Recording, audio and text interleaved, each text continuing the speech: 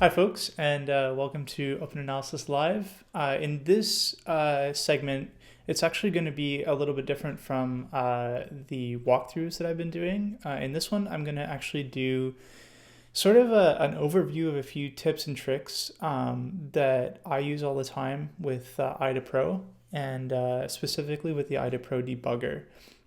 So there's lots and lots of tutorials online about how to use IDA. There's like a friggin' book written about it. You guys can go and read the book. I'll put the link in the description.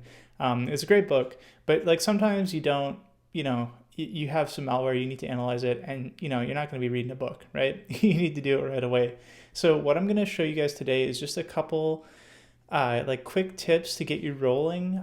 Just if you're not super familiar with like the debugger interface for IDA, it can really help out a lot, and I use it a lot in the tutorials. So if you're trying to follow along with the tutorials and you're kind of like missing steps because you're not as familiar with IDA, this is really going to help you, this will kind of help you figure out and fill in the missing pieces.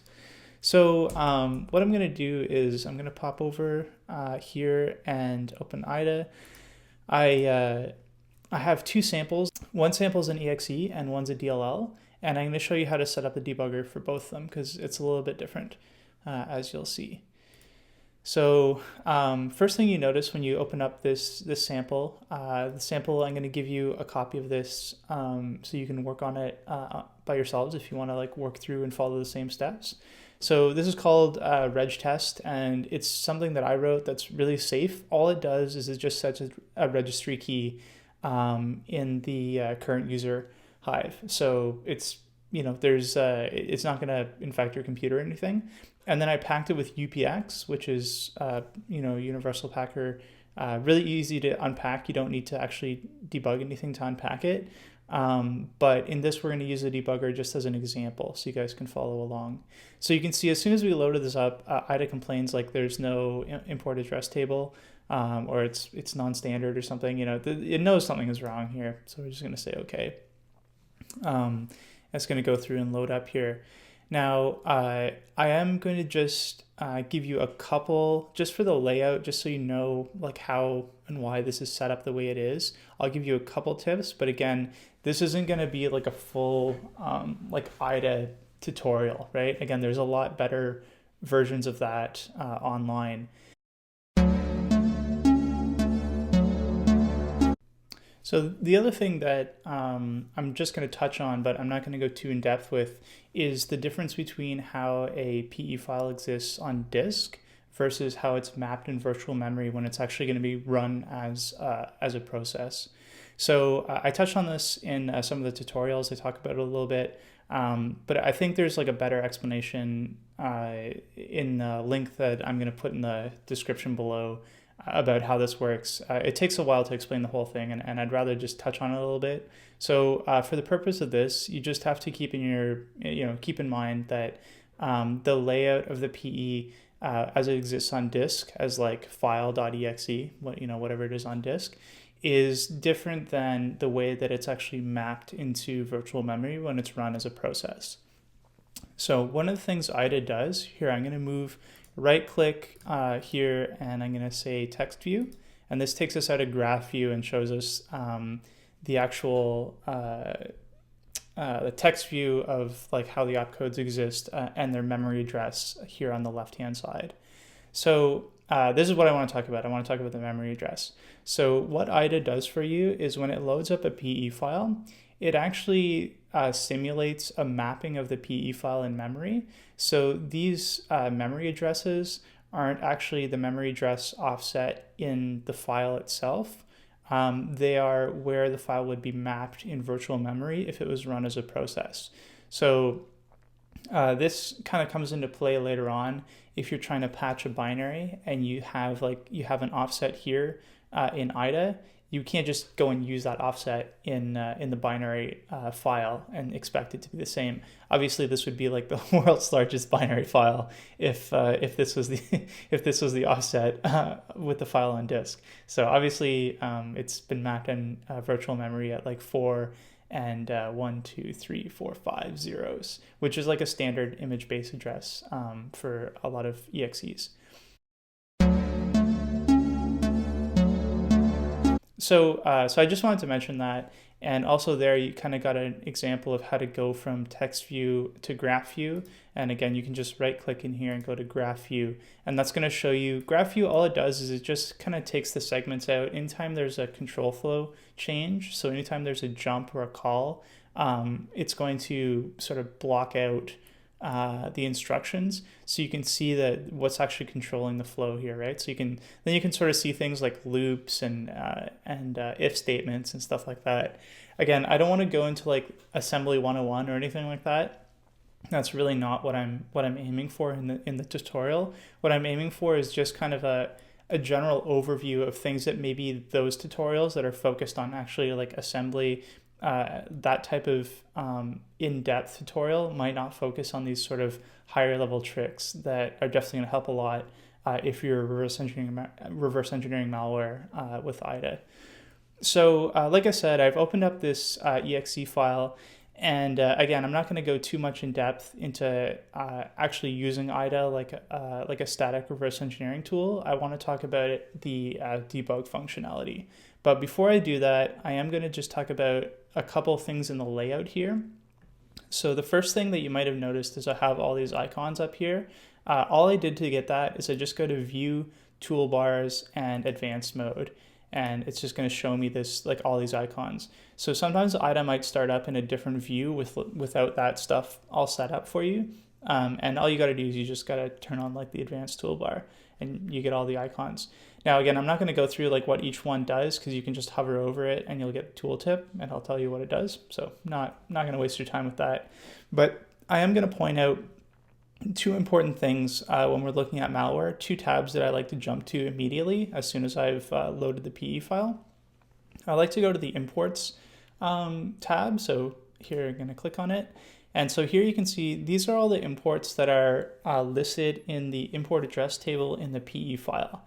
And just to explain what that is, it's a way for an exe to tell when it's loading as a process what functions it's going to need to call, what functions it needs to import from DLLs or from Win32 APIs in order to call, in order to interact with the operating system.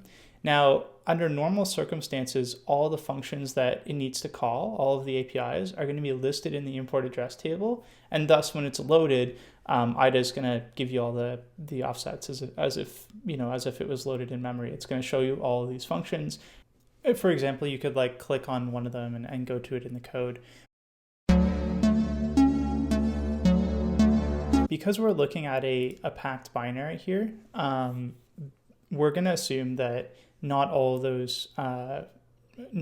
the API calls are going to be listed in the import address table. And one way to check this, this is like a kind of a standard process that I use if I'm reverse engineering a new sample, is I'll run the sample in a sandbox and I'll look at the API trace first, just to kind of get a handle of like what's going on. And then you'll be able to see like, oh, there's certain API calls in there that don't exist in the binary, in the import address table in the binary. So like, oh, there must be a packed section which is dynamically resolving that API call. So anytime you hear like dynamically resolved API call, that's really what it means. It means like it's resolving the API on the fly. It's not included in the import address table of the binary. I want to show you how to set up the debugger, so the remote debugger. So up here we can see there's like if we click on here, we can see there's a list of different debuggers that IDA can attach to. What we want to do is we want to do the remote Windows debugger.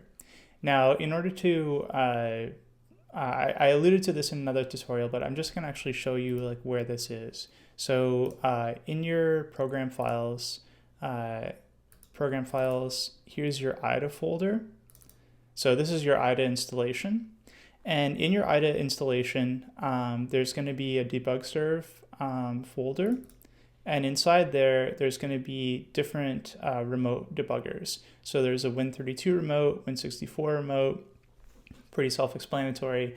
And the way this works is you just copy this, make a copy of it, and drop it onto the host that you're going to run the remote debugging session on, and then start it up, and then I'll show you how to work with it once it's started. So just to show you, I haven't skipped any steps here. Here's our remote host. We're going to use a Windows XP VM, and here's the Win32 remote.exe that I've dropped on. So you can just double click it, it opens a shell, and you can see it actually shows you like the port that it's running on. And this is the IP address and the port. And this is the IP address and port of the VM that it's running on. So if we go back to IDA now, we open up IDA here. So we've chose remote Windows debugger, and then we can set up the debugger settings. And the debugger settings are actually in process options. It's a little bit unclear, but basically what process options is it contains the input file. So this is the file that you're actually analyzing. The application, this is the application the debugger is actually going to run. So this path needs to exist on the host that you're running the debugger on. It's not the host that IDA is installed on, but it's the host that the debugger is installed on. And then the host name is obviously the IP address of the remote host that we have the debugger running on. And the port, it's just using the standard port. We don't need to change that. So once we have that set up, this debugger is going to run. It's, we're ready to rock and roll. And like I always do, I've always shown in the tutorials, I like to put a breakpoint on the entry point. So I just right click, add breakpoint, and now we can just run it and we'll see what happens. So we can see it runs. We switch into a different mode. This is like the debug view mode, and then we stop on start. So the first thing I want to do is I want to show you how to fix up this debug mode view. So IDA defaults this really version, this really pared down version of the interface, and so I'm going to show you how to make it a lot richer. So first thing, here's your output window. This might be important at some point, but I like to minimize it a little bit. This just shows you all the output. So if there's any commands you're running, the output's going to be loaded down here. And also gives you information like status updates on the debugger and stuff. Down here is a hex view of where your instruction pointer is. You can change around what this syncs up to. So you can like right click synchronize with, and then you can synchronize it with a bunch of different, so you can synchronize it with like the instruction pointer view, or with one of the registers, or whatever you want. I'm just going to leave this for now. I'm not particularly interested in the hex view. I am very interested though in the stack view. So we have to move this over so we can actually see the stack view here. And so this is your stack. What's highlighted is where the stack pointer is. And they've sort of made the stack a little bit more intuitive, because as we know, like stacks grow down, but they've sort of flipped it around so that it looks like a stack. So as you pop stuff on, it pops on the top. So just be aware of that, but it's more intuitive to look at it this way. So here's your actual address, your memory address where the stack is, and then here's the value that's on the stack itself. And I'm going to talk about this in a minute, so don't worry, I'll dive into it in a minute. I'm just going to fix up the rest of the interface first. So the next thing I like to do is they've given this huge view to the threads window, and like really, I don't care, right? Like you're not going to be tracing a million threads, right? So we can minimize that right down. You kind of want to leave a little bit of a window to see it, like if you do have a couple of threads running, you want to be able to see them. But what you really want to see, here's the modules, we'll talk about that in a minute. What you really want to see is you want to see your entire registers, right? So let's sort of move this down so we can see all the registers. Now this is important. We need to be able to see them all to see what the heck's going on. And like I said, the modules, which we'll talk about now, are all the DLLs that have been imported into the process space because their functions need to be called by our process, by our code. So these are all these are what have been imported due to the import address table. And you'll see as we're going along, some of them might be loaded dynamically. So remember that's dynamic API resolution. So the PE file may load some extra DLLs as we go along. But I like to have a nice view of this as well. So I'm going to probably minimize the threads a little bit more, and I'll give a little bit less space to these guys down here, because I do like to see my modules, because this is how we set breakpoints in DLLs. This is how I do it, I guess. I'm sure there's other ways, but this is a quick way to do it. So now the last thing we want to do to arrange this interface to make it more intuitive is want to go back to the advanced toolbar. So again, this is kind of this Mickey Mouse thing that they use just for the debug view, but we don't want that, right? Like we want the full list of options right at our fingertips. So we just go into view, toolbars, and then advanced mode. This silly warning, yes, give me the advanced mode. And now we have all of our tools back. So I am going to go through the debug options here, just this toolbar here that's used for the debugger, because we're going to be using it a lot. So I want to explain what the heck I'm doing. So this right here is a single step. So if you look, here's our instruction pointer. So if we single step, boop, it steps one step. This is a step over. So the way that this works is if you are at the, it'll single step until it gets to a call. So we can like just use it here. See, so it's just a single step. But if we get to a call, what it'll do is it won't trace into the call. It'll just run until the call returns. So it's called like a step over. So you step over the call. The call still runs, like everything still runs in the call, but you don't have to watch it. You don't have to single step through the call. You just run until you get back. So it's a quick way to like, let's say you know what the call is going to do. Like let's say it's an API call to like say open file. You don't need to trace like the open file commands. That's not interesting to you, right? Like that's a native function. You don't really want to figure out what's going on there. So you can just step over that as soon as whenever you come to it in your debugger. So that's what that's used for. This is a call, execute until return from call. So if you're in a call that you don't really care about, you just want to run until you return from that call, you can use this command. Now, and it'll run until the return of the call. Now, a note on this, some of you noted in my other tutorials that I don't use that. Instead, I put a breakpoint on the return and then I run until the breakpoint. So this is a hard-learned lesson. The majority of the time when you have well-formed calls, this function will work fine. But it is slow because what it's doing is it's single stepping through the execution of that call, but it's not showing you the single steps, but it's still single stepping. So it can be really slow if there's like a lot of nested calls. It still has to single step through all of them. Let's say you have a bunch of huge while loops where maybe it's like an unpacking algorithm where they're unpacking in a loop. It's going to single step through that loop. So how many million times it has to do it. So it can take a really, really long time. So that's why I don't like to use it.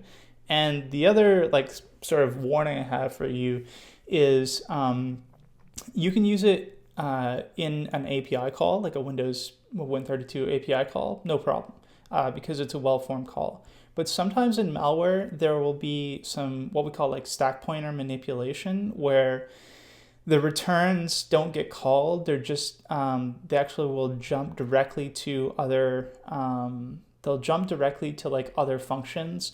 Well, that's not stack pointer manipulation. That's something else. But they won't call returns. And then there'll also be like stack pointer manipulation where they'll push different return addresses onto the stack, so you don't actually return to where you think you're going to return to. All of that stuff has the potential to mess this up. So I would advise to never use run until return inside a function that's in the malware itself, in the malware code. You can use it if you're like in a Win32 API, yeah, no problem. But if you're in the, if you're in the actual code of the malware, I'd advise against using it. And you'll notice again from the tutorials, I never use it. I just set the breakpoint. So, to each his own. And then what the other important stuff that we want to talk about here is our breakpoints window. So if we click on this, it opens a window and it shows us all of our breakpoints. Now remember, I set one breakpoint at the entry point of this program. So if you double click on it, it takes me back to where the breakpoint is. Breakpoints are highlighted in red. And then again, if you want to set a breakpoint somewhere, you can just right click on it and you can add a breakpoint. If you want to delete a breakpoint or disable it, you just right click where the breakpoint is, and then you can do disable or edit the breakpoint or delete it, whatever you want to do, right? So that's kind of the introduction to the debug interface. So I'm going to stop this in a minute, and then I'm going to go back and I'm going to talk about the stack a little bit. I'm going to talk about returning from how to do like call chain stepping to return from a Win32 API into your code. And I'm just going to mention this, but I won't actually do a demo for it. I want to mention tracing because there's a couple interesting things you can do with tracing. That's what these functions are here. So this is your actual trace window. This enables single step trace or like every instruction trace. This enables function tracing. But before you enable these, disable that, I'm going to show you the options that come along with tracing with the IDA debugger. So if we go into debugger and go to tracing and then tracing options, the first thing you're going to want to do is you're going to set your tracing buffer size to 0. And what that does is it removes the buffer. So it says like buffer everything. There is no limit. It doesn't remove the buffer. It removes the limit to the buffer. So if you're doing tracing, you can easily overrun the buffer. And as soon as you overrun it, instead of tracing the calls, you have a window that traces only within the window. So you miss all the stuff. Like if let's say there's like some interesting stuff here, and then there's some garbage stuff here, and then you stop. Well, your trace is only going to contain the garbage because you didn't stop it at the right time. If you turn off the buffer, so you just don't enable it, you get all the code, right? And then that way you can just go through and look at it. Tracing is extremely verbose, and sometimes it doesn't work all the time. It's extremely slow, so I would advise you can't just trace an entire program. It's going to take hours and hours and hours to complete. But it is useful sometimes if you have a function and you just don't know what the heck is going on. You keep on losing control of the function in the debugger. So like your debugger runs, you think it's going to hit a breakpoint and just never hits it. Tracing might be a good option in that scenario. So that's really like turn the tracing buffer size off, and then you can enable like each instruction or just functions, which is just traces all the calls. This is a lot faster. The function is a lot faster. There's a lot less. It's a lot less verbose. There's a lot less instructions to look through. And again, this opens up your tracing window. I'm not going to show you how to trace stuff. I just wanted to point that out in case I do it in a tutorial. Now you'll know the basics to it. And right now I'm going to stop, and then I'm going to go through, like I said before, I'm going to talk about the stack, and I'm going to talk about API returns. Okay, so now we're going to talk about walking the call chain from a known API call back up into your malware and hopefully into an unpacked section. So in order to give you the overview for this, I'm going to show you what the trace of this binary looks like in a sandbox. So let's go over to hybrid analysis where I've run it. Again, if you're doing this just as like a tutorial to learn at home, public sandboxes are awesome. If the sample is public or if it's already been uploaded to a sandbox, don't worry about it. It's great.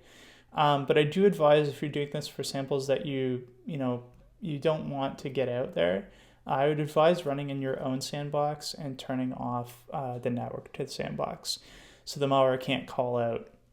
You're obviously going to get less functionality out of the sandbox. You're gonna, your trace isn't going to be as good because maybe the malware calls out to see whether it's in a sandbox or not, and it'll fail.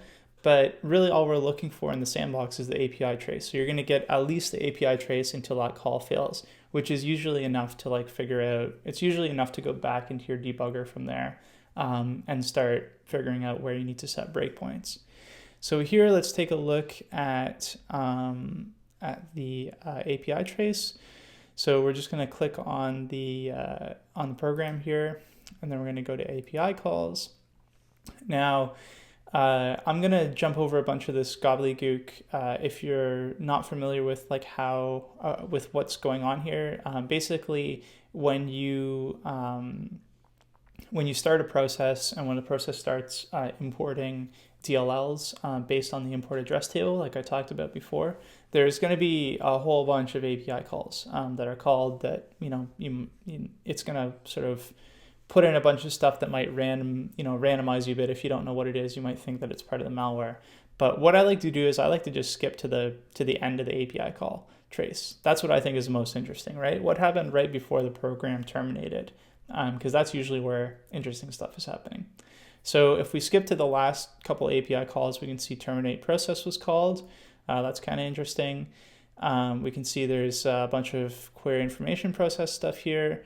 A bunch of that. I'm not sure, if that's particularly interesting. It might be interesting. Let's go back a little bit further. Oh, here's some stuff. So it looks like it set a registry key. Now, again, I wrote this program, so I know it's going to set a registry key.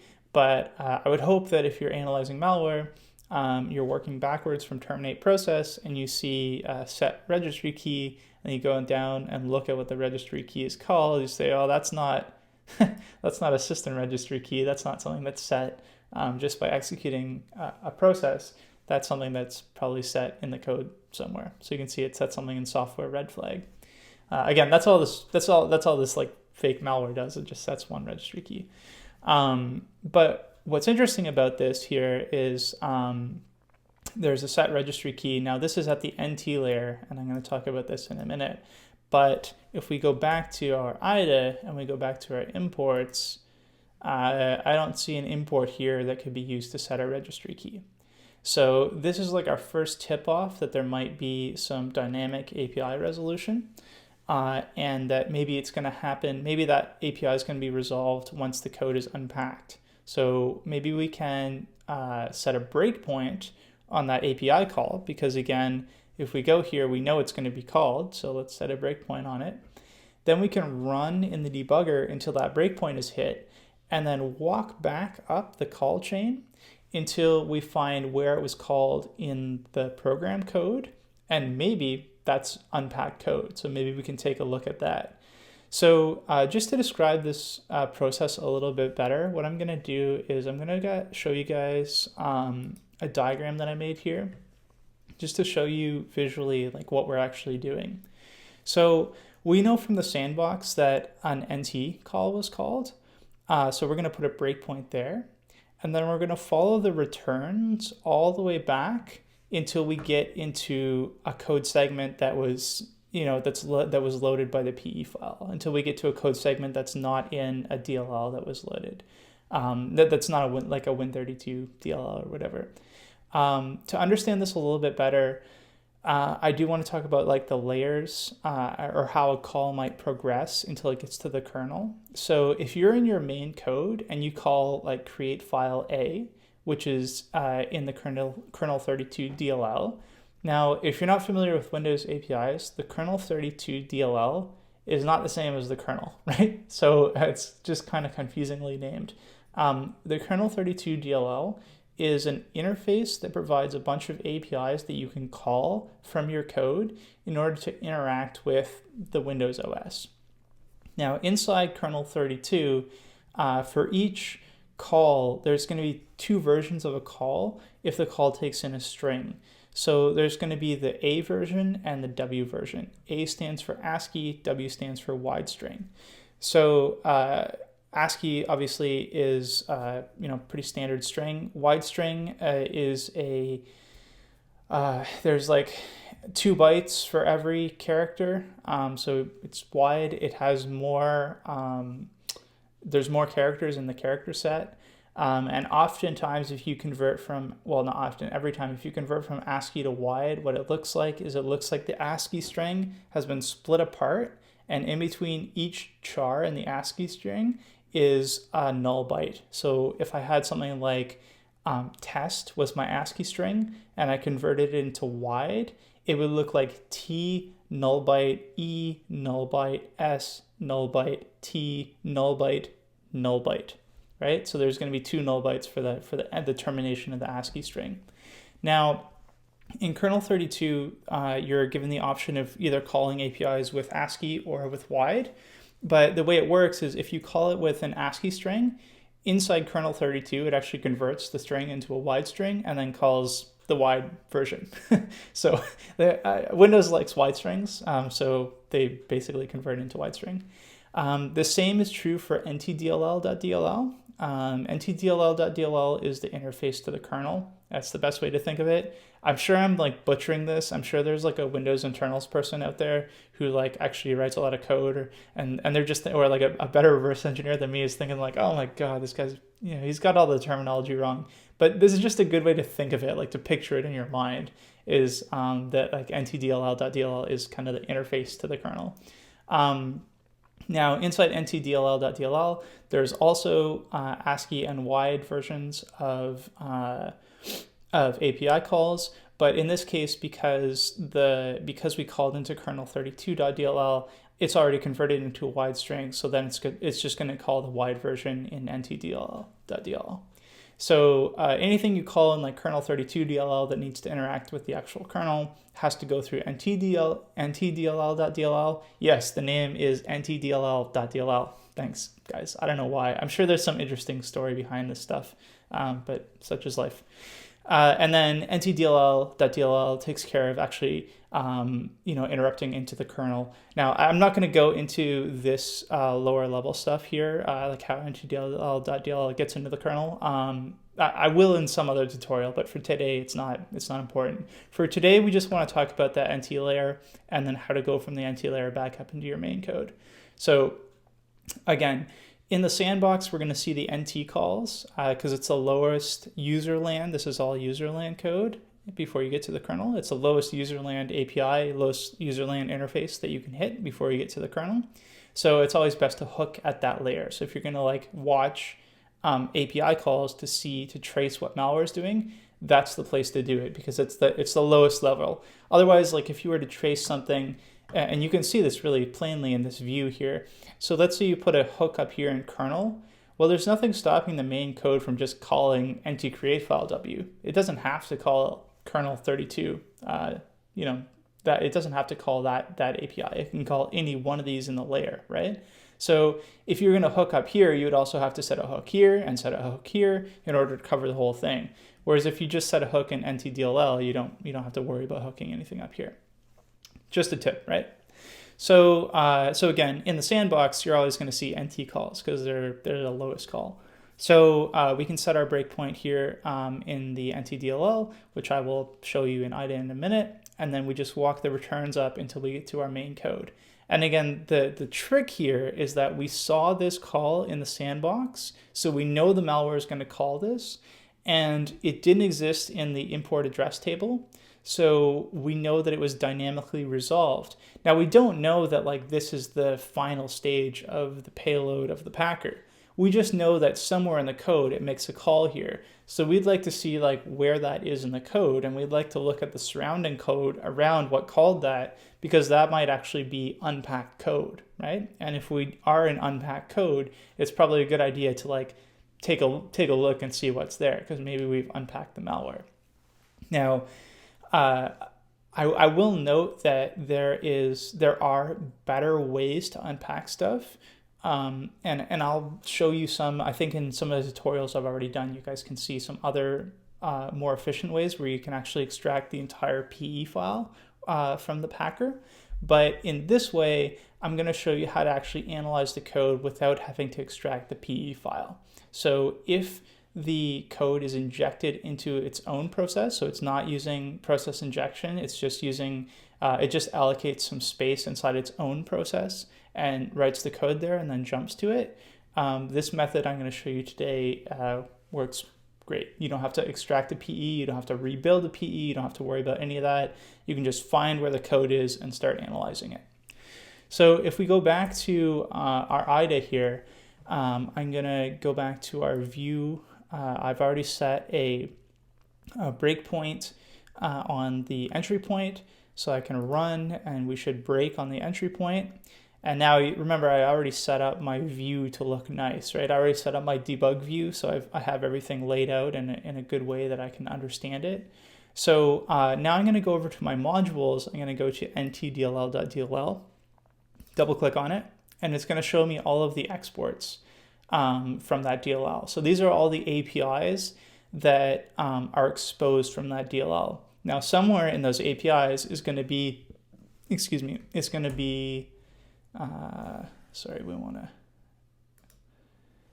going to be NT open key EX, or I think we want to do a set value. Let's do NT set value key. So somewhere inside the exports from NTDLL is going to be NT set value key. So let's pop back over here. I'm going to click on here to alphabetize the exports, and then I'm going to scroll up until I get to NT set value. NT set value key, and I can double click on it and it'll bring me to the code view for this, and then I can set a breakpoint here. And now I have set a breakpoint in at NT set value key, and now I can just run my malware. So I'm going to run it until we hit this breakpoint. So now we've hit it. You see the execution stopped here, and it's purple now instead of red because our instruction pointer is sitting over top of the breakpoint. And so now we've got here. Now I'm going to show you how to walk back up those returns. I showed you this in another tutorial, but I'll do it with a bit more explanation this time.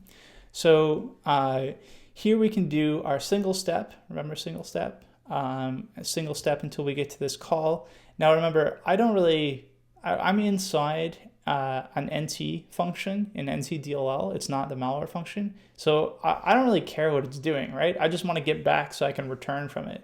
So I'm going to click the step over. So I'm going to step over this call. And you'll see it looked like a single step, but really what it did was it went into that call, executed all the code, came back, and then stopped after the call returned. So now I'm on return. So I want to see, where was this NT call called from? Was it called from the malware? Let's single step back. Oh no, it wasn't called from the malware. It's somewhere on ADV API 32, which as some of you guys might know, this contains a lot of registry key exports. So it's not kernel 32, it's this DLL. Again, I don't really care too much about what's going on in here. This is a standard Windows DLL. I don't need to analyze Windows DLLs. I'm trying to get back into the malware somehow. So what I'm going to do is I see the return here. I'm just going to set a breakpoint on the return, and I'm going to run until I hit that breakpoint. Then I don't like to leave breakpoints lying around inside the NT functions or inside Windows 32 DLLs. Because it means that you might hit them later on when you're trying to debug something else. So I only used it to get to the return, so I'm going to delete this breakpoint, and then I'm going to single step return from this. Okay, we're still in ADV API 32, so again, I want to return. I'm just going to set a breakpoint on the return. I'm going to call execute until I get to the return. Remove that breakpoint. Again, don't want to leave them lying around. Single step return. Okay, here's an interesting thing. So now we've returned, and I is telling us that we are returning to something that was not defined as code. That's great. That means that when IDA first analyzed the binary, it didn't peg that section as being code, so it didn't analyze it. Now it's asking us whether we would like to create the instructions, whether we would like to turn that data into code so IDA can display it to us. So yes, we would. So now we are in back into our process. And so this looks like it might be some Unpack code. So we can see here we're in text view, but IDA has helpfully analyzed this code here.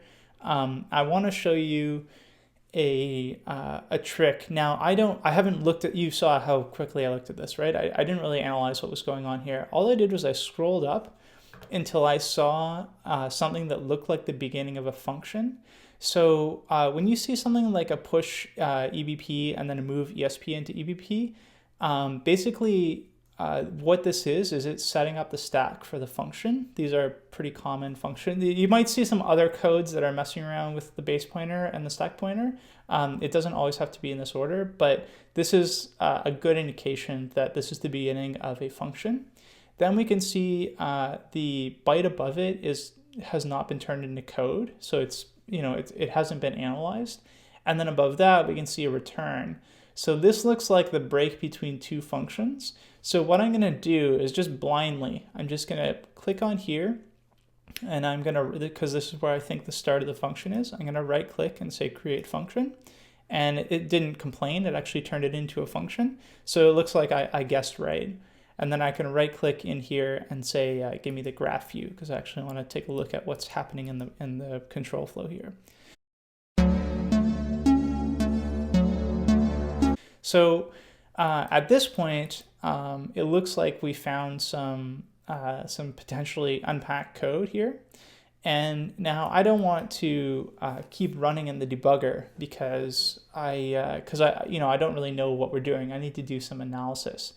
Now here is the biggest trick of the day, right? This is the big tip for the day, and that is that when you're using IDA with the IDA debugger, you can take an entire snapshot of the process and everything in the process, all the pointers, and save that, then stop your debugger, and then just analyze whatever's in the snapshot statically. Now, this is like a trick that I've used for years and years. When I was first starting out, I didn't really understand a lot about how to unpack stuff, especially stuff like shellcode that was injected that couldn't be extracted into and rebuilt into a PE file. This was the method that I used for hundreds of pieces of malware. I think, maybe not 100, but a lot of malware for years and years before I really started to dig into like how to automate unpacking. This is a trick I used. Now this trick won't work if the malware is injecting into another process. And again, I have tutorials on how to extract stuff when you're doing that. But if the malware is just creating a section of executable memory in its own process, writing some code to it, and then executing that code, this trick works 100% all the time. It always works. So all you need to do is go to your debugger, and then you want to do take memory snapshot, and you want all the segments. You want to grab everything.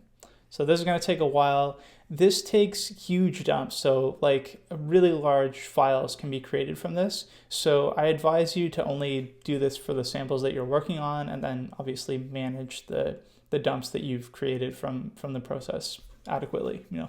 Keep that in mind. If you leave these things lying around, they will clog up your disk space.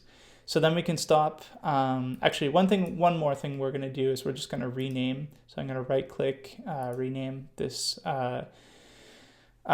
this function, and I'm going to call it, if we actually hop over to here, what were we looking for? We were looking for NT set key value. So I'm just going to call it maybe NT set key value. Oops, turn on caps lock. Key value. And I talked about this trick before, where I like to give names or labels to functions before I've analyzed them. If I've just taken a quick look at them, and if they have a call out to an API, I usually put maybe underscore in front of these functions that I haven't actually analyzed, but I just want to label. Because what happens is then if I look at where those functions are called, I don't have to remember the hex value of the address offset. I can just look at the label and I can see it. And also, you don't have to use this naming scheme. I use maybe underscore for stuff I haven't analyzed yet, just so that I know personally, if I see a maybe function, it means I need to go back and analyze it properly and give it a real name. So now I can stop my debugger. And if I go here into my functions list, remember before I only had one function, which was the entry point. Now I have all kinds of functions that are interesting. And here is also the function that I just named. So I can jump into that. You'll see I'm no longer debugging, right? I'm not in, the debugger is stopped, it's detached, the process is stopped. But because we took that memory snapshot, Now all that code is in its extracted format that I can go through, and now I can statically analyze this. I can go through. And I just want to show you one more thing that might be a little tricky, just to show you how IDA does it. So remember I was talking about dynamically resolved APIs. This is what one of them looks like. So you'll see here is a call to what's like an offset, and if we just jump to that offset in a new window, now the offset just means an address. So that's what the off is. It just means it's another address. Excuse me, that contains a point, that most likely contains a pointer. So we can see that there's actually at this address is a pointer to a DLL export. And so IDA has helpfully created this label for us. Now, if we were to go in here, we could actually look at this in sorry, the best way to explain it, if IDA hadn't labeled this, this would actually just be an address, right? But because IDA knows that that address pointed to an export from a DLL, they've labeled it. So it's the DLL name underscore the export name. So what we can do then is we can just rename this as a pointer to reg open key exw. Okay. So then if we go back to our code, we can see now it looks like code that we can actually read. We can see that it's actually a call to reg open key exw. So that's basically how you take a memory snapshot of unpacked code. Might be shell code. Maybe it's not a full PE file. You take a snapshot and you can analyze it offline. You can do a static analysis of it. And then this is just how APIs are shown or displayed in IDA when they've been dynamically resolved.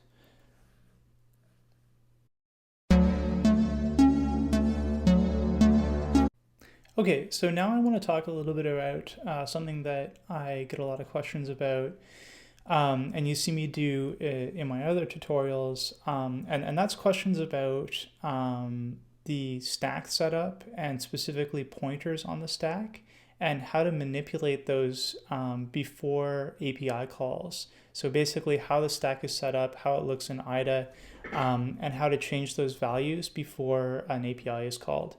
So in order to do this, I need to show you in a debugger live. And you might be thinking like, oh, well, okay, I'll just set a breakpoint here because this is a stack setup and then a call to an API. So maybe you're thinking like, okay, I'll just set a breakpoint here and I'll run and hit the breakpoint.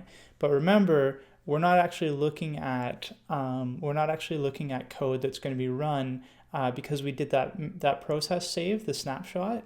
What we're looking at here is actually a memory snapshot that IDA has then gone and analyzed. So there's no guarantee that breakpoint would be hit or that that this is going to work at all. So what we need to do is we need to go back to and use the same process that we used before with a hook in or a breakpoint at like the NT layer, walk all the way back up until we get to the unpack code live, then do a bit of quick analysis on the live code and then I can show you without stopping the debugger. So the debugger is still running, so everything is set up correctly. Now I want to show you, remember in this function it's set key value. So I want to show you for here is like a create key call. Here I think is the set value key that we jumped into. So what I want to do is I want to show you these setups. So I can't just set the same breakpoint I set before on NT create value key or whatever, because that's too far down. That's already a bunch of code is run. I want to set a breakpoint on a DLL or a function from a DLL that's a little bit further up in this code, so we can get to it a little bit further up. Now here we can see again, this is the save memory snapshot, but we know that it's going to appear in the same order, maybe in a different memory segment, but in the same order when we run it with the debugger. So we can see here that there's actually going to be a call to reg openkey exw in the ADV API 32 DLL. So we no longer have to set breakpoints in the NT DLL because we can see at a top level which functions are actually called in a higher level DLL. So remember I showed you that diagram that showed you how to jump through how you may be calling a function in a DLL, but then that ultimately calls a function in the NT layer. And that's why we hook the NT layer when we don't really know which function is going to be called in those upper layer DLLs. But now that we have a memory snapshot, so we can see which pointer to the DLL is actually being called, so we can see the function, so we can just hook this function.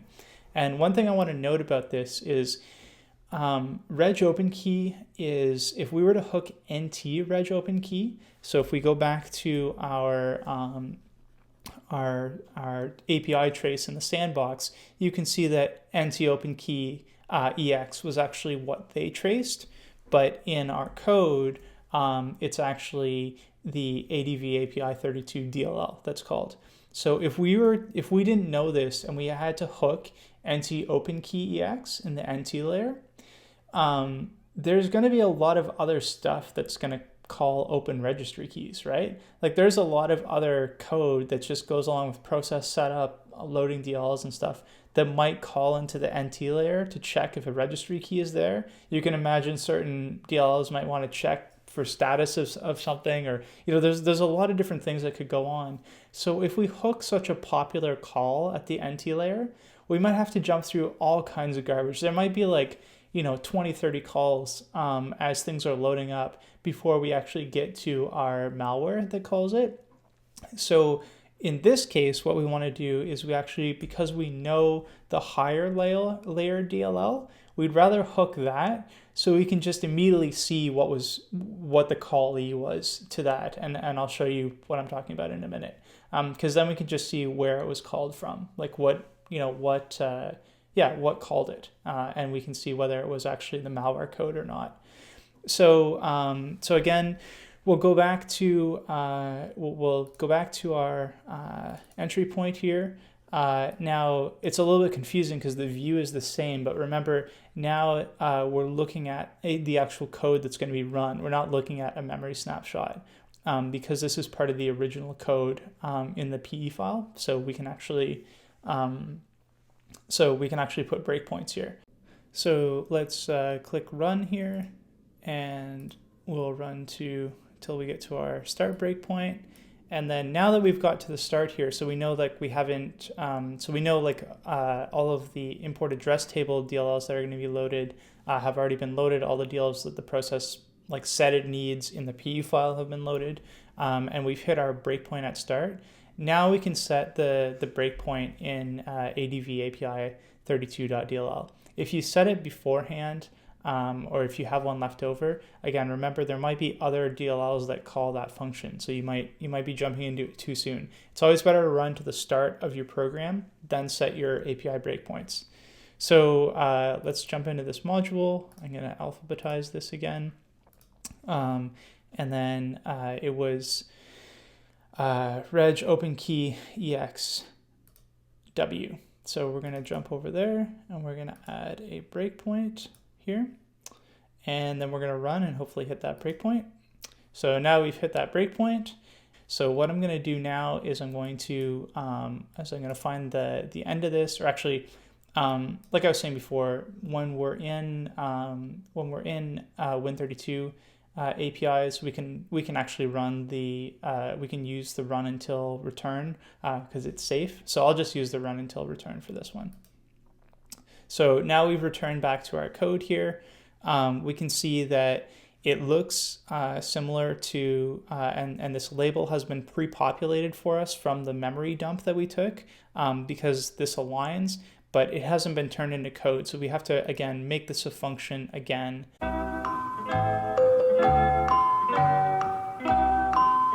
Okay, so now it's recreated the function. So what was happening there is I'd already had like a function definition that was overlaid over top of that undefined code, or like partially defined code.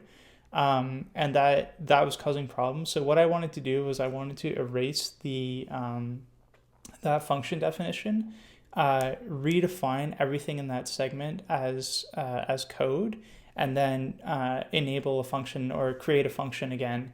The reason why when I didn't want to edit it is because I'm lazy and I want IDA to just automatically figure it out. I didn't want to have to go and count the offsets to see where the return was.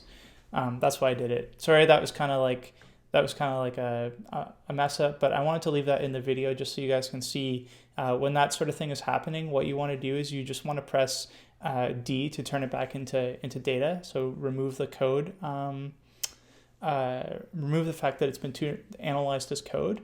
That'll remove the function definition, then reset it as code. So press C to turn it back into code, and then reset your function. So if that ever happens to you, it happens to me all the time, and I always go through like this little song and dance here where I have to undefine it and redefine it. But now that we've redefined it, it should be a nice big function. We can go back to graph view, and we can see this is the same function that we had. Is it the same function? I hope it's the same function. Yeah, so this is the same function that we had in our memory snapshot. But now it's live, and here's where our instruction pointer is. So I'm just going to single step here. And so I'm going to single step down until we get to this code section here. And I'm going to use this code section to explain the stack setup and pointers on the stack. So to make it a bit more intuitive, I'm just going to hop over to this offset here, jump to it in a new window, and I'm going to rename it. I'm going to give it its proper name here, Control-C, and right-click, rename, and I'm going to call it pointer underscore and then the name. Okay. And then if we go back to our view, now this looks a little bit more intuitive. We can see what's actually happening here. And remember, the reason why I renamed that was because this is a dynamically resolved API. So the labels aren't set up correctly. Well, they're not pre-populated by IDA. And this is actually a pointer to the address where reg set value EX exists in ADV API 32.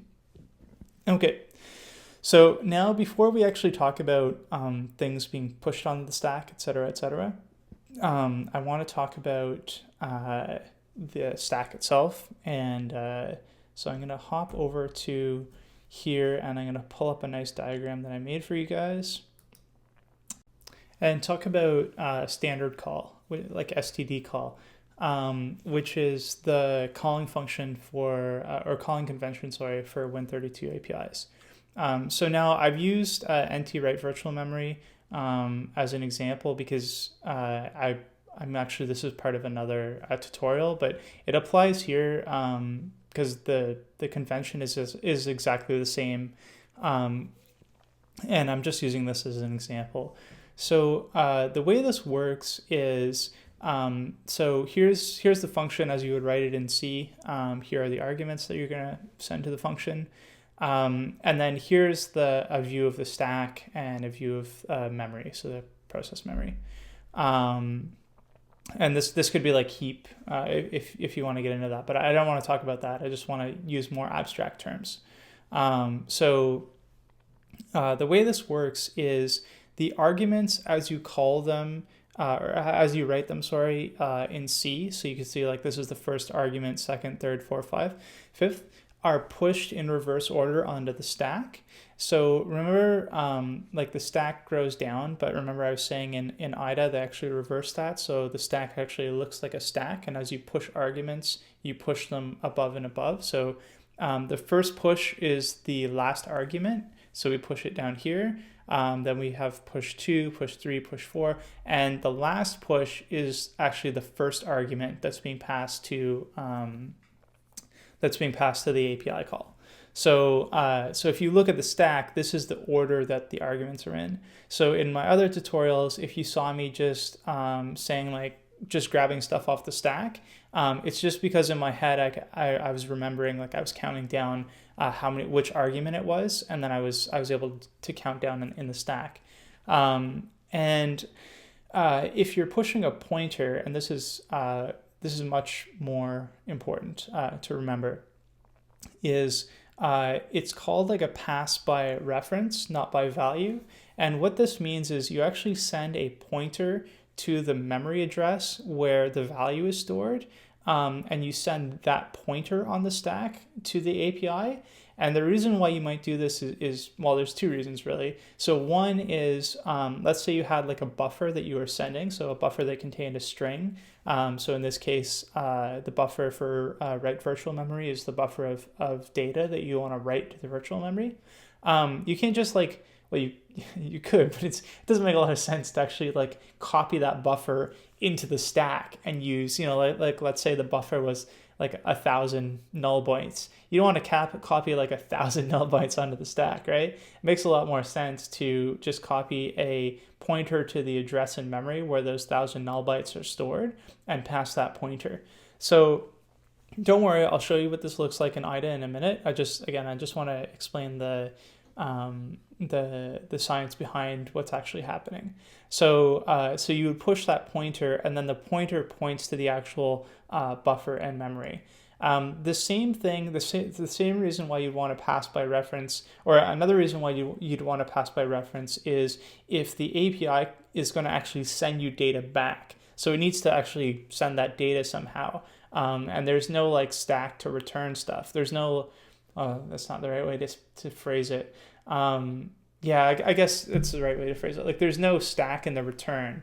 When you're returning from an API, if it's standard call, all you're going to get is like one return, one address to return, and that's in EAX, right? So you just EAX contains the return address, and that's it. Not address, the D word. So you only get to return a D word basically, right? And it's stored in register EAX. So if you, for example, in write virtual memory, they actually return the number of bytes they were actually able to write to the virtual memory. So you might say like write 100 bytes, but they're only able to write 50 bytes. So they'll return 50 bytes. So like, oh, I need to write another 50 bytes, or like I chose the wrong size or something like that. So in order to return that value, you need to tell them where in memory to store that value. So what you do is you push a pointer to a bit of memory that you've allocated for them to store the return value. And then they store that return value in the address, the pointer address, basically. And then when you hop back into your own, into your program that you've called the API from, that address is going to contain whatever the return value was. So that's basically how this works. I did want to point out one more thing. Sometimes in the C calling convention, you'll see a pointer, something called a pointer, the p void pointer, to something. For example, here we have base address, and what you're doing there is you're actually not passing a pointer to memory. You're actually passing a D word that's being used. But I don't want to get into that too much. I don't want to put too much information out there and have to go back and go over it all. The purpose of talking about this is to talk about these types of pointers that point to something in memory, which you are then going to access in the API, or the API is going to return some data to you from. So the way that this looks in IDA is, here's your stack here, and I'm going to make this a little bit bigger just so that you can see. I know I'm kind of erasing some of my registers here, but I don't care. I want you to see the stack in all its glory for right now. And then I want you to look at the push instructions, so pushes onto the stack that lead up to this reg set value exw call. And what I'm going to do first is I'm going to go back to the browser. I'm going to show you the calling convention for this. Sorry, not the calling convention. I'm going to show you the arguments that need to be passed to this, and then we'll map these up with what they look like on the stack. So let's go to the Microsoft documentation for this. So we can see, just like I had in the diagram, we can see these are the arguments 1, 2, 3, 4, 5. or sorry, there's 6 of them in there. So the first one is going to be a handle to the registry key. The next one is going to be the value name, so the actual string. So it's CT. So this convention here I can explain just for this one, but I don't want to go over them all. You can look up the documentation. It's documented everywhere. So this is LPCTSTR. You can see at the end it's a string, and it's a certain type of string. I don't want to get into that again too much. But we know that it's going to be a P. LP is like a long pointer, but just keep in mind that it's a pointer for now. So it's a pointer to a string. Then we have a D word, we have a byte, and another D word. So this is what we're going to look to see pushed onto the stack. And remember, they're pushed in reverse order. So first we're going to see the CB data pushed, then we're going to see this byte here pushed, and then we're going to see this D word, a pointer, and finally the handle is going to be pushed. So let's take a look at how that looks over here. Let's go back here, and the way to do this is you might be tempted to say like, okay, well, let's go from the first push that we see in this block. But again, they might push stuff before you get to, there might be stuff pushed before you get to the actual API call. And in this case, I believe they're actually just saving ESI. So it's probably not relevant. But what we want to do is we'll just count back the number of pushes. So we know that there's 6 arguments. So 1, 2, 3, 4, 5, 6. So this is the first push that we should be talking about. And so we know that this is the last argument. Okay. And the very last push before the call is the first argument. Okay. So I think this right here is your stack setup, and then here's your call to your API.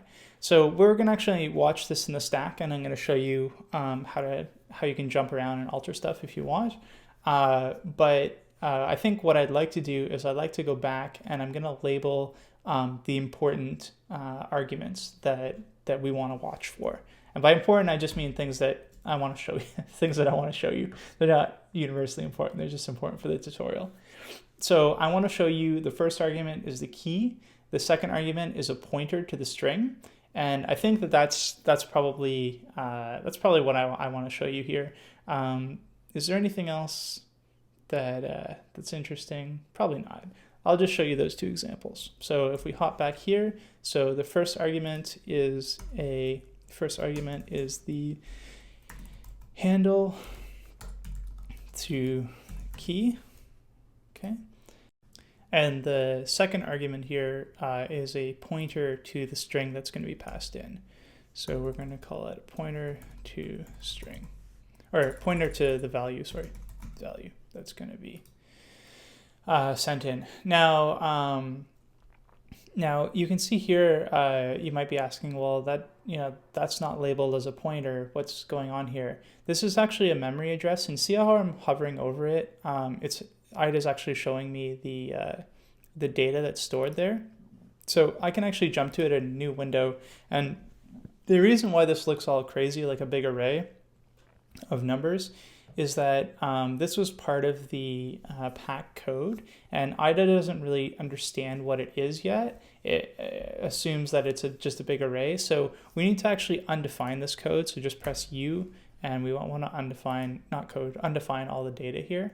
And then if we go back to here, we can see that this is if we go back to our view here, we can see that this is actually a pointer to some data. So let's right click on it, and we'll give it the data offset so that it knows that it's we've just told IDA what kind of type it is. We know that it's a pointer to some data, and if we go to that data, we can see, okay, it's actually a wide string. In IDA, wide strings are shown in these like little chevrons. So you can see the fact that it has chevrons around it means it's a wide string. If it was an ASCII string, it would just be the string without the chevrons. So if we go back, I didn't mention this before in the tutorial, but if you want to move around, like if you went to a window and you want to move back to where you were last looking, you can just use these arrows here. So I'm just going to jump back to where I was a minute ago. So so now what I want to do is I want to actually go through all these pushes here. I'm going to single step through them until we get to this call, and then I'm going to show you what they look like on the stack. So I'm going to jump through these. You can see as we're pushing stuff onto the stack is growing, pushing, pushing, pushing, pushing, and then this is a move. It's not going to mess with the stack. So the next thing we're going to do is we're going to go to the call. So I haven't jumped into the call. I'm ready to jump into it now. And now we're going to look at the stack. So we can see the first thing on the stack is, or not the first thing, the last thing on the stack is the first argument being passed to regSetValueEX, which we said was a handle to the key. So here we can see the handle is handle 30 hex. Which, you know, that's the handle that's open. It's not too interesting to see. It's passed directly, so there's no pointer. And if we wanted to edit that, we could edit it, but we don't know other handles to use, so we're not going to edit it. The next thing is that's pushed on the stack. Remember, this is the stack address. This is the value contained in that address, is a pointer to a value that's going to be set. So here, IDA's actually labeled the data that the pointer points to, but if IDA hadn't, all we would have is this address right here. So I'm going to highlight it, I'm going to copy it, Control-C, copy that address. I'm going to go to a new window in IDA. I'm going to press the G button on the keyboard, and that opens this little jump thing, and then I can put in addresses to jump to. So I want to actually jump to that address on the stack. So if I Control-V, paste it in. So now we've jumped to this address that was pointed to on the stack, and we can see that this is actually the memory address that contains that wide string red flag, right? So if we go back here to our view of the actual code, and just show you again what I've done here is I've looked at this pointer to some address in memory. I've gone to that pointer and I've looked at the contents in that memory. So now now I know that this is going to be passed by reference to the API call setRegistryValueEXW. Now, if I wanted to, for example, I want to change something about that. I want to set a different registry key name. I could go and I could change on the stack, I could change the memory address that this points to, or I could change the memory where the string is actually contained. So I'm going to show you how to do that really quickly. The way to do it in IDA, the quick way to do it in IDA is to open the hex view and to edit the hex. So we can grab this memory address again, Control-C, and let's open a hex view, a view in hex. So we can like right click on any label and say jump to it in a new hex view, but that doesn't always work. You can see we're not at the right place. So instead what I'm going to do is I'm going to press the G button again to jump to, and I'm going to paste in that address where I want to jump, go there, and we can see that at that address, that's not right. I want to jump there again. Control-V, jump. Okay, so now we can see that at that address is why is this? Okay, so we can see at that address is the data that we want to change. Now, what we can do to edit it is we could like right click, edit the data, and we could change like from an R, we could change it to say like an A. We could go like 4, 2, or sorry, a B, and then it would be bed flag. So let's save our changes here, apply changes, and then we go back to our view here.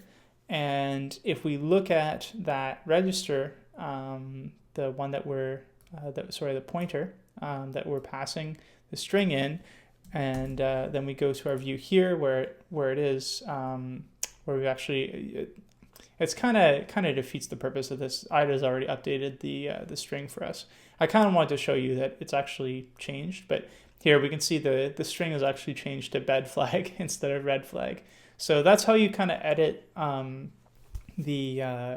edit data before it's passed to the API. And I'll just show you if we call this. So let's jump over it.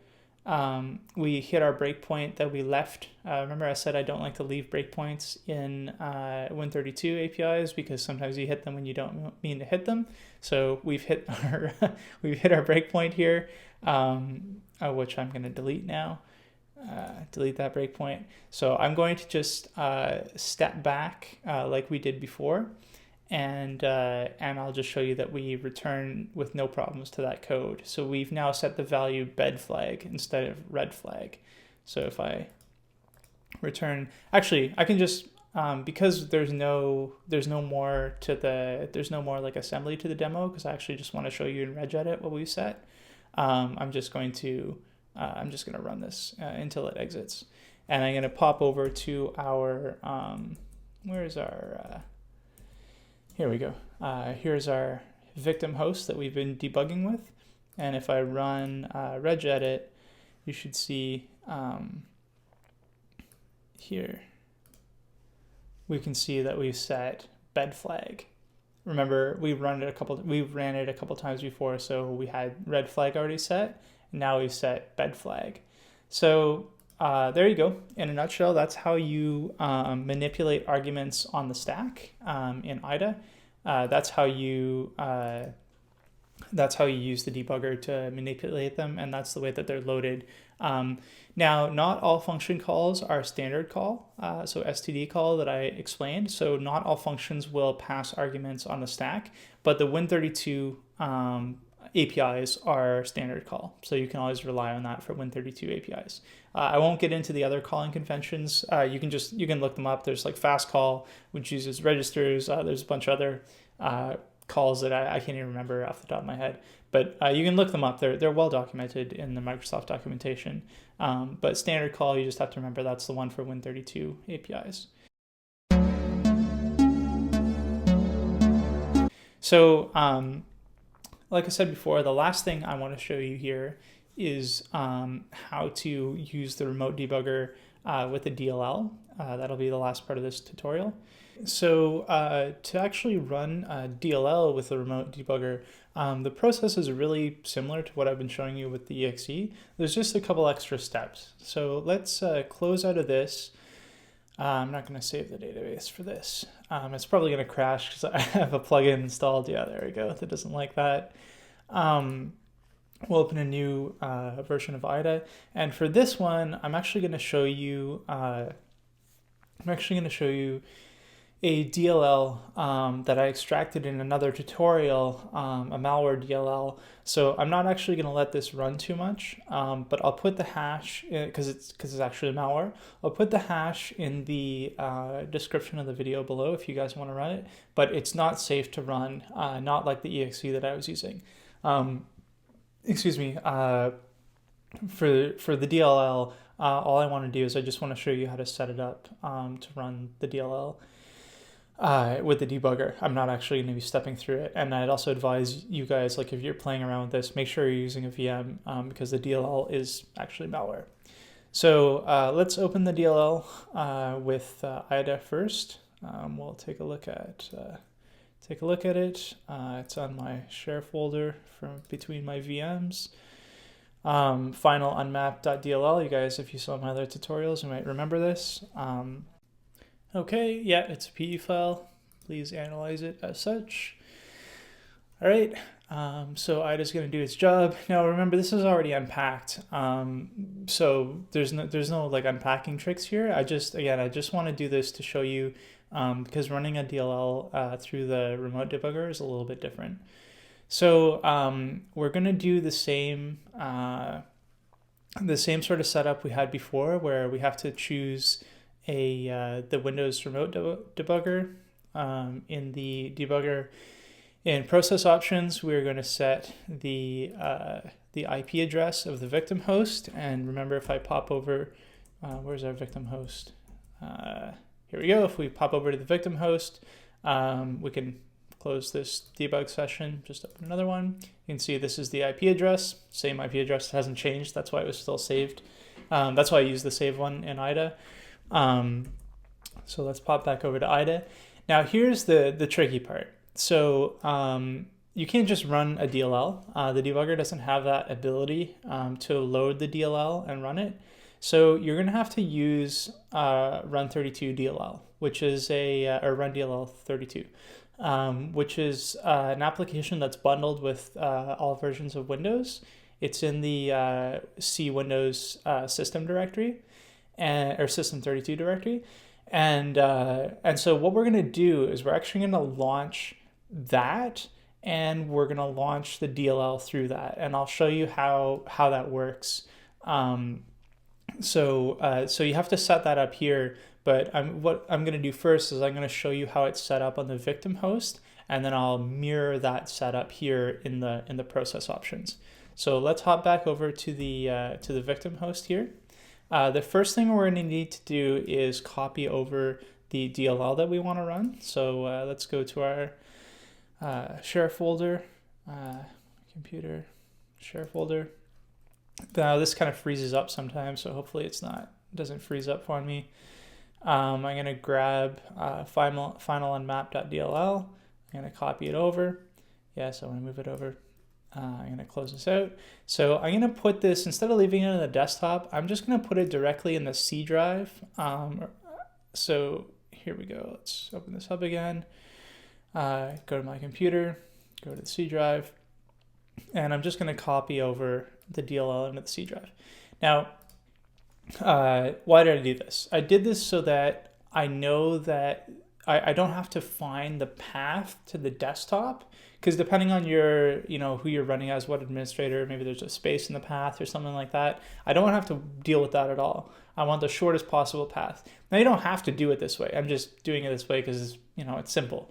So I know that final underscore unmap.dll is going to be in C in the C drive, right? So C focal and backslash final unmapped.dll is where it is. The next thing I'm going to want to do is I'm going to want to double check where run DLL 32 is. So I'm going to just go into, I'm pretty sure it's in the Windows system32 folder. So I'm going to go Windows system32, and then I'm just going to come over here and see if there's a run DLL. Just double check this here. Yeah, okay, here, run DLL32.exe. Okay, so this is what we want to use. And if you're not familiar with this, what run DLL32.exe is really, it just runs the DLL. So you pass it the DLL path as an argument, and then you pass the export of the DLL that you want to call from run DLL32. And now normally a DLL is going to have a bunch of exports. So like we saw before with, say, like ntdll.dll, there's some exported functions, APIs that you can call. A lot of malware DLLs don't have exports. So let's pop over to our DLL. We'll close this up for now because we're going to set these options in a minute. And we're going to look at the exports. And you can see the exports are only the DLL entry point. There's no actual ordinal exports. And something called, there is an ordinal. There's an ordinal one here. Perfect. So a lot of the time with a malware DLL, the code to run is actually not in an export. So the code that actually starts the DLL running is in the entry point itself. So you have to be very careful. You don't want to, say, break on an ordinal. You want to break on the entry point of the DLL itself. And I'm going to show this to you in a minute. So generally, sometimes malware DLLs will have lots of ordinals, and you might want to check out. Remember, the ordinal is just a number that is used to call a function. So like here's the function name, start whatever x, here's the ordinal. You can call functions by their ordinal or by their function name. Sorry, I should have explained that.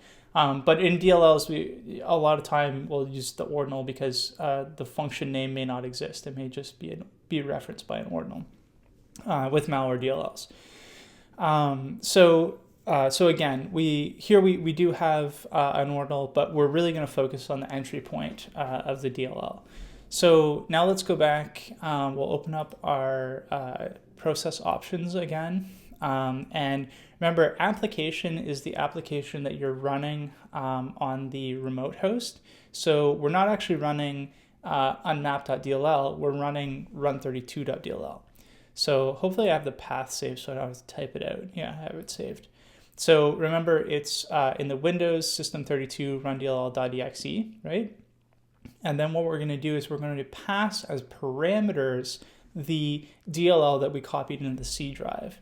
So here's our parameters. Yes, I have them saved. So we have in the C drive, we have final unmapped underscore unmap.dll. Ordinal 0 is just a default ordinal. So it means like I don't know, it may not even run. It means I don't even care about the ordinals. I just want to, I'm going to put a breakpoint on the DLL entry point anyway, so I don't really care. I could put something else for that. I'm just using that for now so that run DLL32 doesn't complain. And then we have to, again, I forgot to save the IP address. So this is the setup that you're going to use. Now, you can just replicate this process with any malware DLL that you want. Drop it in the C drive, change your application to be run32.dll, run DLL32.exe, and then pass the path to where you drop the DLL as an argument, and then pass whichever ordinal that you want to run. Now, that's just the setup. We're not done yet. So save that. Then go to your debugger and go to debugger options. And then you want to do a suspend on library load unload. Now, what this does is it runs the debugger until a library, a DLL library, is loaded, and then it'll stop for every DLL load. And what we're going to do is we're going to run and until we see our DLL loaded, and then we're going to stop and we're going to take some action, okay? So the reason why I can't just go and throw a breakpoint in the DLL right now is because it's going to be loaded in some memory segment somewhere, and we don't know where that memory segment is. So I can't predict like, okay, make sure, let's put a breakpoint on that memory segment because it has no idea, right? Not only that, but we're not even running it. We're running run32.dll, so nothing is going to match up. So for right now, you can't really set a breakpoint in IDA and expect it to work in the debugger. So you have to do this first. So you suspend on library load, and let's run in the debugger until we get to our DLL. Okay, so we'll run it, and now remember before I showed you how to set up this debug view so that it makes a little bit more sense to you. So I'm just going to give us a little bit more room here, and I'm going to turn on the view. I'm going to view a advanced mode for the, yes, I want to switch to it so I can see all my options. But what I'm not going to do is I'm not going to minimize this window, because as you can see here, this is where the most recently loaded DLL is going to be displayed. So if I run this again, just watch that window. You can see now I can see that I've loaded kernel32.dll. So later on when I start analyzing the binary, I will go back and minimize this and maximize my register view and show more of my stack, etc., etc. But for right now, because I'm just trying to find my DLL, I'm going to give myself lots of space so I can watch this. So let's keep running until we get to the DLL, until we get to our DLL. Now I'm going through this kind of fast because I kind of know the imports that are loaded by run32DLL. Remember, these are all loaded by run32DLL. Keep going. Keep going. Okay. Okay. So now you won't always have this pop-up. If you're using this method, don't rely on this pop-up to stop. Remember, you have to watch what DLLs are loaded because this won't always be the case. But in this case, IDA has, usefully told us that we're loading a DLL that has the same name as the DLL that we're debugging, but it's in a different path. And is it the same DLL or not? We have to tell it, yeah, it's the same DLL. So now it's loaded that DLL, but it hasn't done anything yet. Now this is really important. You don't want to press start. You want to stop what you're doing after you've loaded your DLL. Minimize this window because we don't really need it. Give us more of the stack to look at. Give us our registers to look at. There we go. And I want to look at my modules that are loaded. Remember, modules are the DLLs that are loaded. And here's our module right here. So we now have access to that code segment as it's been loaded into memory. So so if we go to that module, it actually has the right offsets in memory. So we can start setting breakpoints. So what we want to do is we just want to right click, jump to module base, So we can see here it's loaded in memory at 1 and a bunch of zeros hex. That's the offset in memory. We can see the MZ for our DLLs here. Now, what I want to do is I want to go to the entry point for that DLL. Now, I kind of mucked up here because I didn't copy the address where that entry point is, and IDA doesn't automatically know, like when it maps this, it doesn't, there's no way to like show you, like you can't right click and like go to the entry point. So, and I want to stop in the entry point, not the ordinal. So like if I double clicked on this, I could say like, here's one of the ordinals. So I could like jump to that address. I could double click on that and I could jump to that address. But remember, I don't want to stop on the ordinal. I want to stop on the entry point to the DLL. And the reason why I want to stop there is because a lot of malware will put the malware code at the entry point, not in the ordinals, not in the exported functions, but in the entry point itself. So I don't want to stop here. I want to go and stop on the entry point itself. So I'm going to stop debugging because I forgot a step here. I'm going to go back to the DLL entry point. I'm going to put this in text view so I can see the memory offset that IDA has given it, and I'm going to copy that address. I'm going to just copy this address here. Now this is really important. Remember I told you before that IDA loads, when it loads a binary for you to analyze it, it will load it at its preferred base address, and all these offsets will be relative to the base address that it's loaded at in memory. So the mapped version of the PE file. That's what we're looking at. Those offsets correspond to the map version. Now with DLLs, they don't always get their base address, right? They're not always loaded at their base address. Sometimes they can be loaded at other memory addresses if the base address isn't available. So and everything in the DLL will be remapped. So that's why I'm saying this address may not be the same address of the DLL in memory. So all we want to do is we want to check the base address of this DLL, so we can see it's like 1 and a bunch of zeros is going to be where the base address is, because that's where all these functions are. And if you don't believe me, what I can do is I can go to the lowest possible address in that this is mapped at. Oh, here we go. They've actually showed you here. So here they're showing you the image base is 1 and a bunch of zeros. So remember in the debugger when just a minute ago, we noticed that the DLL was mapped at the same address. So it got its preferred address. So all of the offsets in IDA are going to be correct. So we could just jump to one. If it doesn't have the right offset address though, what we need to do is we need to take that address that we just copied from the DLL entry point. So remember we copied this address here. From the entry point, we would have to then subtract or add the offset between the image base address that it appears in IDA versus the image base address that it actually got in the debugger. I don't have a way to show you this in a demo. Maybe if I have maybe if I'm doing a walkthrough of something that actually has this happen, like where it's relocated in the future, I'll make note of it. But I don't have a way to show that to you right now. So for right now, this trick is going to work where you can just copy the address and jump to it. But it won't always work because the image base might not be the same as what it is loaded in IDA.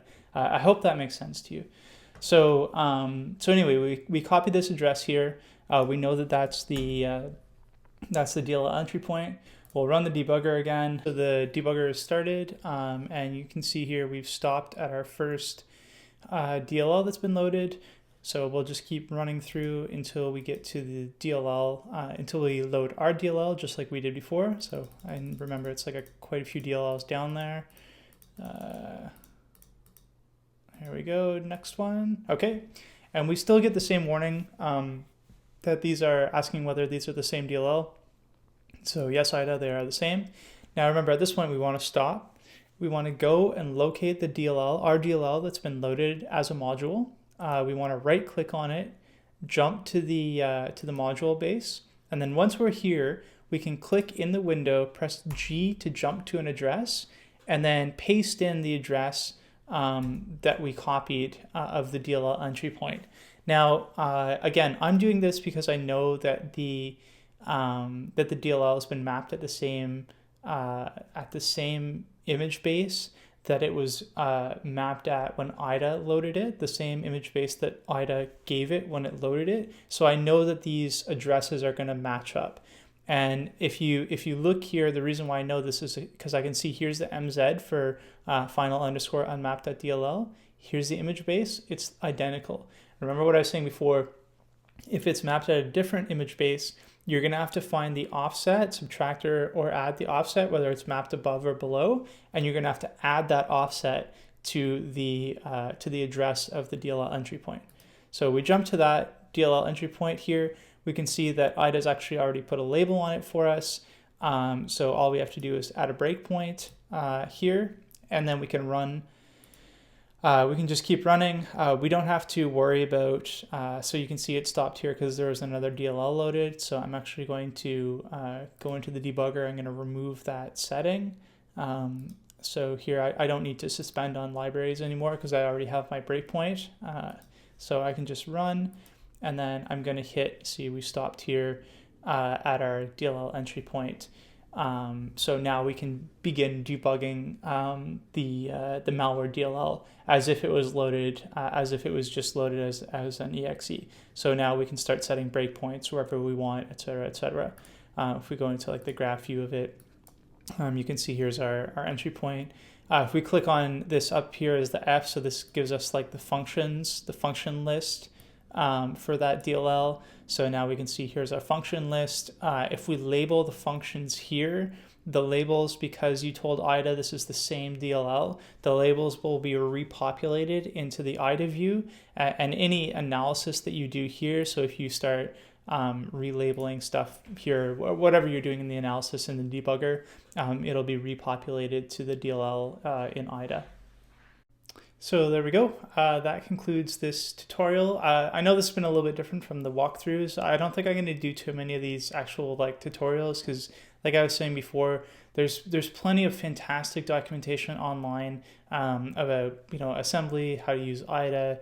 I will put links to the book, which I think is a great book, in the description of the video below. Definitely worth reading. But I do hope that these little tips help you out and help you understand a little bit more of what I'm doing in the tutorials or the walkthroughs that I've done before if I'm going quickly. So as always, give us a feedback, share with your friends, like, subscribe, and give us ideas of things that you'd like to see us reverse engineer. And remember, keep exposing the mechanics behind the malware and stay curious.